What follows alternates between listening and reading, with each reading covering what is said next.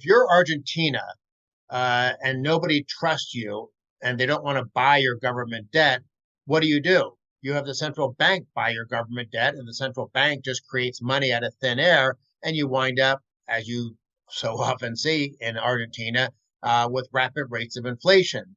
Now, obviously, we've had inflation recently break out. Was that because we needed to finance our government spending by printing money? No, the U.S. is still considered, or U.S. to be more specific, U.S. government bonds, U.S. treasuries, as people sometimes call them, are still considered a safe asset. And they are, in the sense that I'm sure at no point in the next 20 years is there any risk of the U.S. government defaulting on its obligations to bondholders around the world. So whether you're Chinese, whether you're Argentinian, whether you're a Dutch life insurance company, whether you're a Japanese pension fund, buying U.S. government debt doesn't pay you a very high return, but it's considered a safe asset. So we have not had to print money to finance our government spending because there are still lots of people around the world who are willing to lend the U.S. government money to finance spending. The reason we have inflation today is because the Federal Reserve, when the coronavirus pandemic began, they panicked.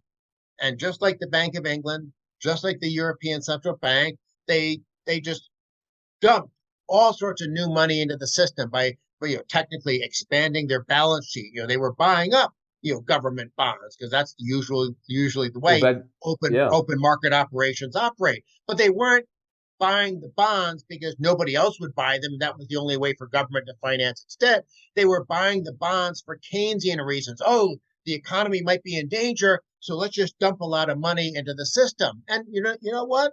At the beginning of the pandemic, think back to like March of 2020, when everyone thought the world was going to come to an end, we were all going to die, and there's going to be the zombie apocalypse, basically. I don't particularly blame the Fed or the ECB or the Bank of England for stepping on the accelerator of money printing, figuratively speaking, at the time. What I do blame them for is not stopping. By the time we got to the fall of 2020, when it was obvious the economy wasn't going to fully collapse, and that vaccines were on the way, and that normalcy had semi returned to the economy, that's when these central banks should have said, "Oh, okay, oh, let's go ahead now, hit the brakes after stepping on the accelerator." But they didn't do that all through the rest of 2020 and all through 2021. If you look at the balance sheet spreadsheets for central banks, they just kept buying more and more and more and more assets, i.e., government bonds, for their balance sheets. So they were just creating money hand over fist for basically 2 years. And of course, sooner or later, when you do that, the inflation genie is going to come out of the bottle. So I guess the bottom line is, in some countries, inflation is caused by deficit spending in the sense that the central bank is the only buyer of the government bonds. And so they print money to buy the government bonds, but it's always money creation by central banks that causes inflation in the long run. It's the deficit spending is only the trigger for it if the central bank makes that decision to be the financier of government spending.